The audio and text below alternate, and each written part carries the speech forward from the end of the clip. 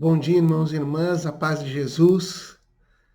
Cristo ressuscitou, aleluia, ressuscitou para o nosso bem, para a nossa salvação, para a sua própria glória.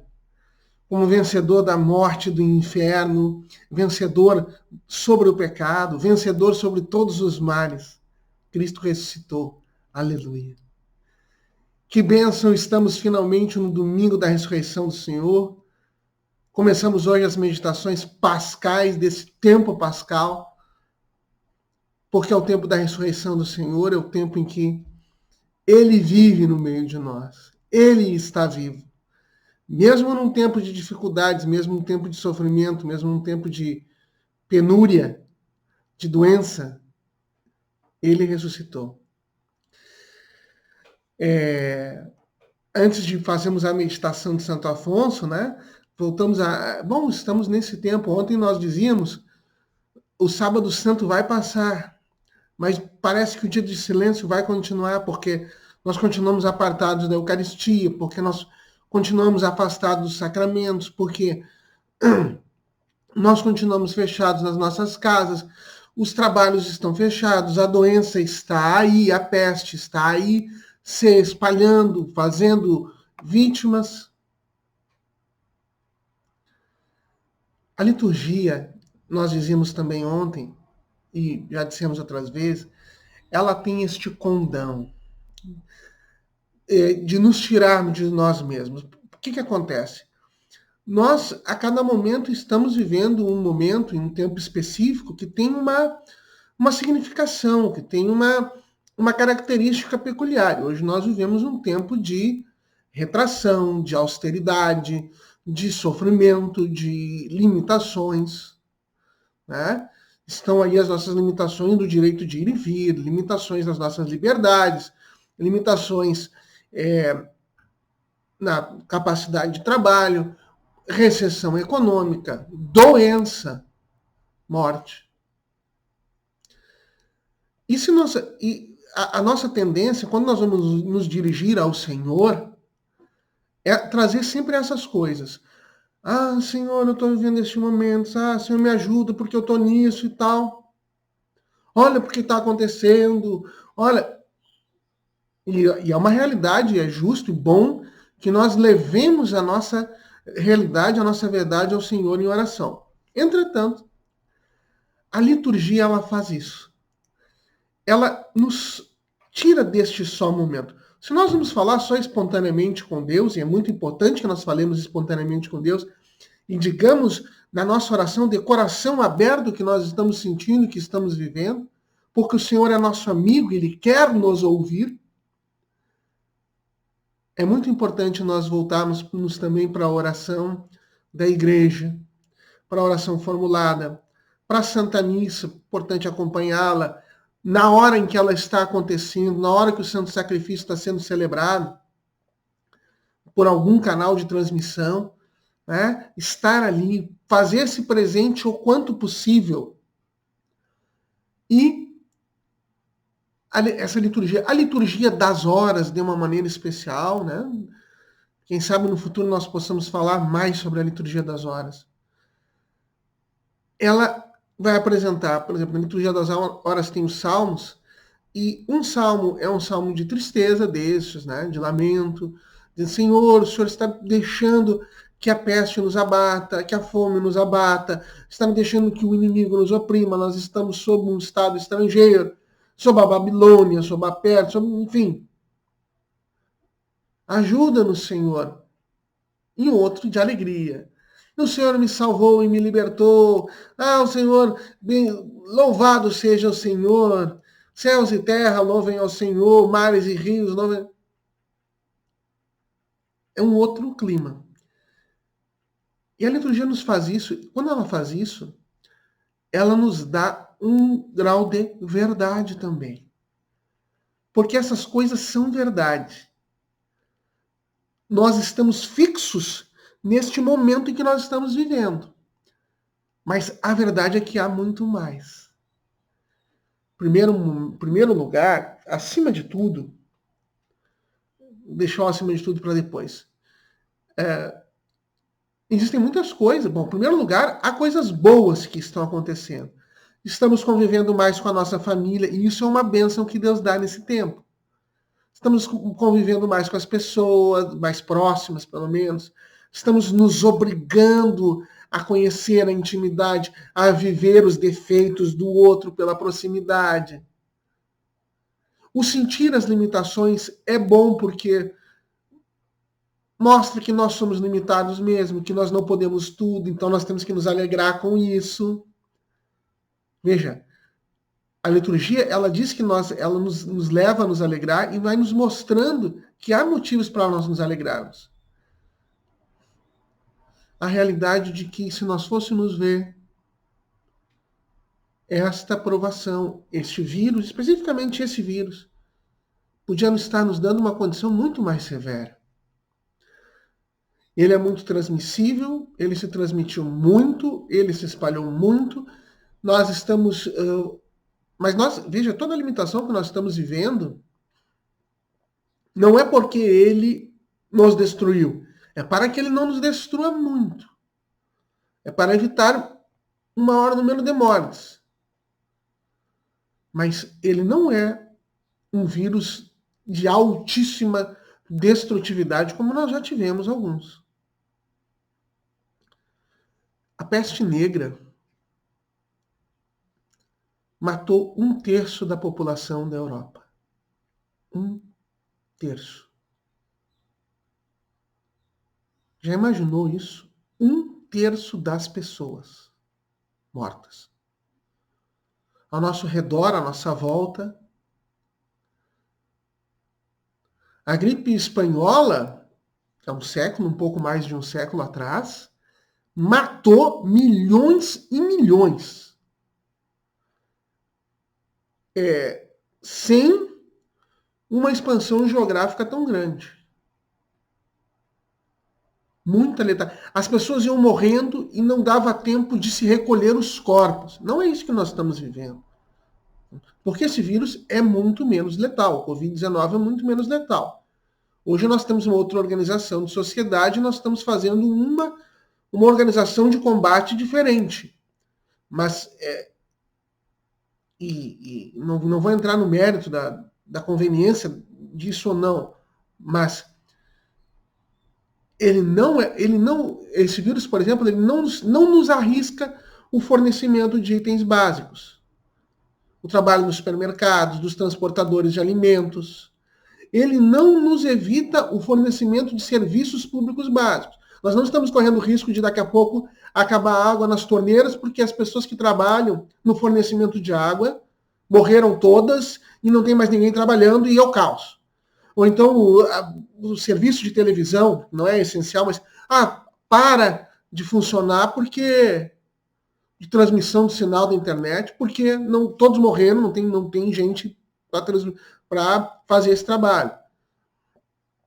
Nós não estamos no risco de fornecimento de gêneros de primeira necessidade. Os serviços públicos básicos, as polícias estão funcionando. Os serviços de saúde estão funcionando. Né? Embora talvez deixando de lado outras necessidades porque estão centradas nessa. Mas então, vivemos uma situação grave, mas quem sabe os nossos pecados não mereceriam um castigo muito mais grave. Pode ter certeza que mereceriam. Pode ter certeza que essa não tão grande letalidade desse vírus é obra da misericórdia do Senhor. É obra da intercessão de Maria Santíssima. Eu já disse tempos atrás, e repito, a descoberta de que este remédio, que já existia para outros males, para malária, para lúpus, para outros males, né? A hidroxicloroquina, se descobrir tão rapidamente que ela tem uma grande eficiência contra o Covid, é obra da intercessão da Santíssima Virgem. É obra daqueles que desde o início dessa crise se voltaram, compreenderam que é um tempo de conversão, é um tempo de voltar-se para o Senhor. E se voltaram e começaram a rezar e clamar a Nossa Senhora. Tem um amigo meu que está rezando o rosário diariamente. Rosário diariamente não é tão fácil. Eu, em outras épocas da vida, conseguia rezar o rosário, né? Não tinha filhos, tinha menos obrigações. Já trabalhava, mas a vida familiar é mais exigente que a vida de trabalho. Mas então está lá, tá? Ele é solteiro, ele reza o rosário diariamente. Em reparação pelos pecados, em reparação com as ofensas e pedindo para que passe este momento. E Nossa Senhora age. Todas as promessas de Nossa Senhora sempre foram condicionais. Quando Nossa Senhora, em 1917, em Fátima, previu e disse que viria uma outra guerra pior. Era a Primeira Guerra Mundial, ela previu que haveria outra guerra pior, a Segunda Guerra Mundial. Que esta guerra, se não atendessem aos seus pedidos, se não atendessem aos pedidos de oração, de conversão, de reza do Santo Terço, de fazer oração em súplica pela conversão dos pecadores e reparação pelos muitos pecados com que Deus é ofendido. Então haveriam muitos males. O primeiro deles, uma guerra maior, que seria precedido por um grande sinal no céu. E a irmã Lúcia vem dizer, olha, nós precisamos... E a irmã Lúcia, que é dos 3 pastorinhos videntes, a que sobreviveu, os outros 2 morreram de gripe espanhola, pequenininhos. São Francisco e Santa Jacinta Marto, grandes santos. Depois falamos deles. Mas a irmã Lúcia foi alertando, e em janeiro de 1938 aconteceu a maior aurora boreal de que se teve notícia no hemisfério norte, e ela viu no céu. Aí ela se enlouqueceu, começou a escrever mais para o Papa, para todo mundo. Não, precisa consagrar a Rússia, a Imaculada do Coração, precisa atender aos pedidos de Nossa Senhora, porque a guerra vai vir. Esse é um sinal de que a guerra vai vir, em janeiro de 38. E logo a Segunda Guerra começaria. Veja, são promessas condicionais. Se não atenderem. Então a nossa oração tem fruto também. O principal fruto da nossa oração, um fruto mais importante do que fazer cessar os males no mundo, é a nossa conversão. Porque a eternidade, o céu, a vida espiritual é mais importante do que a vida física. Então, se nós rezamos para que esta peste passe, é mais importante a nossa oração e a conversão que nós temos pela oração do que a peste passe. Mas é mais importante ainda dar glória a Deus.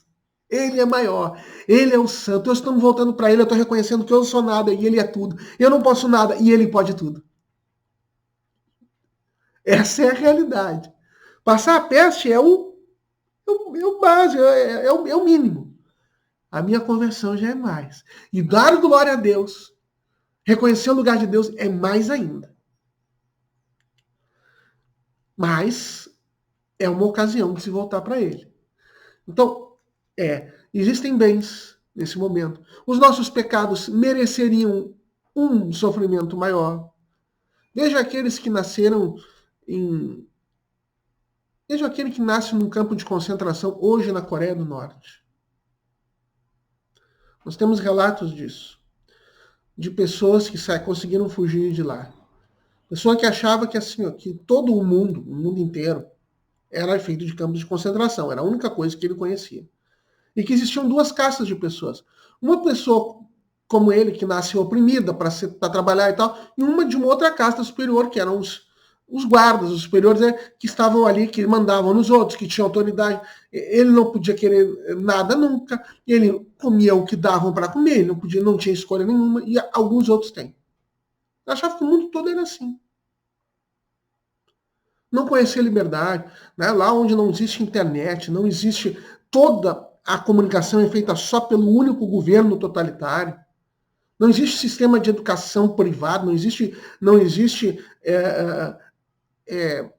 emissoras de meios de comunicação privado, não existe nada que não seja controlado pela informação do Estado que diz que...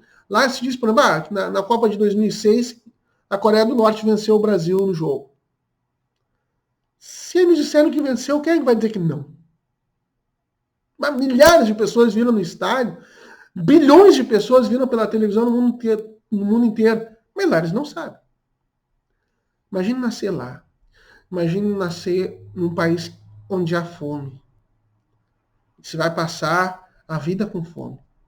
Nós estamos passando fichinha, perto de outros males, perto do que mereceria o nosso pecado.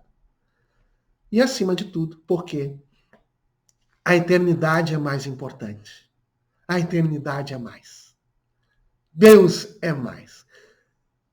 Então, se nós aqui fosse só dor e nós viéssemos a morrer, o que importa é que as nossas almas vão viver a eternidade feliz. Então nós nos voltamos para lá. É muito mais valioso que Cristo ressuscitou e a morte não tem poder sobre nós. Nós não vamos para a morte eterna. Nós podemos nos converter e ser dele e viver a felicidade eterna. Então, se há sofrimentos neste mundo, este mundo passa. Este mundo não tem a palavra final. A morte, o pecado, a dor, o inferno, Satanás não tem a palavra final. Cristo ressuscitou. Aleluia. Muito tarde já vamos para a reflexão de Santo Afonso, para a meditação de Santo Afonso. O texto é o do Salmo 117, 24. Este é o dia que o Senhor fez para nós. Regozijemo-nos e alegremo-nos nele. O grande mistério que o tempo pascal, e especialmente no dia de hoje, deve ocupar as almas amantes a Deus e enchê-las de dulcíssima esperança é a felicidade de Jesus ressuscitado. Já meditamos que Jesus, no tempo de sua paixão, perdeu inteiramente as 4 espécies de bens que o homem pode possuir na terra. Perdeu os vestidos à extrema-ondez, perdeu a reputação pelos desprezos mais abomináveis, perdeu a florescente saúde pelos maus tratos, perdeu finalmente a vida preciosíssima pela morte mais horrível que se pode imaginar. Agora, porém, saindo vivo do fundo do sepulcro, recebe com um lucro abundantíssimo tudo quanto perdeu. O que era pobre, ele feito riquíssimo e senhor de toda a terra. O que a si próprio chamava-se de verme e opróbrio dos homens, ele coroado de glória, assentado à direita de Deus Pai. O que pouco antes era o homem das dores, provado nos sofrimentos, ele dotado de nova força e de uma vida imortal e impassível. Finalmente, o que tinha sido morto do modo mais horrível, ele ressuscitado pela sua própria virtude, dotado de sutileza, de agilidade, de clareza, feito as primícias de todos os que dormem com a esperança de ressuscitarem também um dia à imitação de Cristo. Detenhamo-nos aqui para tributar ao nosso chefe divino as homenagens devidas. Façamos um ato de fé viva na sua ressurreição. Cheguemo-nos a ele para beijarmos em espírito os sinais das suas 5 chagas glorificadas. Alegremo-nos com ele por ter saído do sepulcro, vencedor da morte e do inferno. E digamos com todos os santos, o cordeiro imolado, que foi imolado por nós, é digno de receber o poder, a divindade, a sabedoria, a fortaleza, a honra, a glória e a bênção. Regozijemo-nos com Jesus Cristo, mas regozijemo-nos também por nós mesmos, porquanto a sua ressurreição é o penhor e a norma da nossa. Se ao menos, como diz São Paulo, morrermos primeiro interiormente ao afeto das coisas terrestres.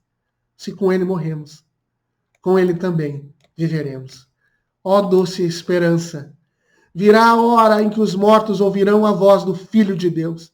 Então, pelo poder divino, retomaremos o mesmo corpo que agora temos, mas formoso e resplandecente como o sol. Nós também ressuscitaremos. A esperança da futura ressurreição é o que consolava o santo Jó no tempo da sua provação. Eu sei, disse ele, e nós digamos o mesmo no meio das cruzes e tribulações da vida presente. Eu sei que o meu Redentor vivo e que no derradeiro dia ressurgirei da terra e serei novamente revestido de minha pele, e na minha própria carne verei a Deus. Esta minha esperança está depositada no meu peito. E fazemos a oração. Meu amabilíssimo Jesus, graças vos dou que pela vossa morte adquiristes para mim o direito à posse de tão grande bem, e hoje pela vossa ressurreição avivais a minha esperança. Sim, espero ressurgir no último dia glorioso como vós, não tanto pelo meu próprio interesse, como para estar sempre unido convosco e louvar-vos e amar-vos eternamente. É verdade que pelo passado vos ofendi com meus pecados, mas agora arrependo-me de todo o coração, e pela vossa ressurreição peço-vos que me livreis do perigo de recair na vossa desgraça. Pela vossa santa ressurreição, livrai-me, Senhor. E vós, eterno Pai, que no dia presente nos abristes a entrada da eternidade bem-aventurada pelo triunfo que vosso unigênito alcançou sobre a morte, aumentai com vosso auxílio os desejos que a vossa inspiração nos instila. Fazei pelo amor mesmo de Jesus Cristo e de Maria Santíssima. Amém. Em nome do Pai, do Filho e do Espírito Santo. Amém. Assim podemos viver esse tempo pascal. Assim podemos viver essa oitava da Páscoa, em que estamos num tempo de tribulação, num tempo de males, mas num tempo da graça, num tempo litúrgico da graça, em que há muito que louvar. Sim, ainda é tempo de oração, de conversão, de penitência, sim de penitência, sim de sacrifícios, porque a realidade que está à nossa volta nos chama a isso, mas de alegria, porque Cristo ressuscitou, e isso é mais importante do que a peste, do que a dor, do que a morte, do que o pecado, do que o sofrimento, do que a crise econômica, do que a doença. É mais importante. Cristo ressuscitou, aleluia, ressuscitou. Ele nos deu a vida eterna. Nada neste mundo pode nos separar do amor de Cristo. Amém. A paz e até amanhã.